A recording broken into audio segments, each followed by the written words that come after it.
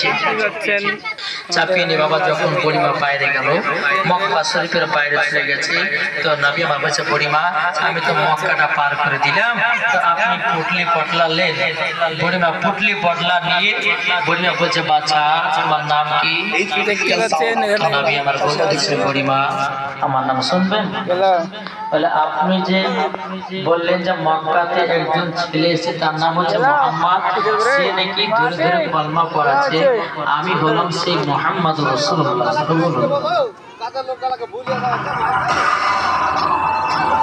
দেখতেই পাচ্ছেন तो रेंडा देखा थे ओके তো हल्का हल्का बाइटे अफगानी আমি চিজ খান আর হালকা ভাবে নিন। বুড়িমা বলতেছে, আপনি মুহাম্মদ? বলে হ্যাঁ। বলে আপনার চরিত্র এতটাই ভালো, এতটাই ভালো, আমি বুড়িমা নিজে না দেখলে বিশ্বাস করতাম না।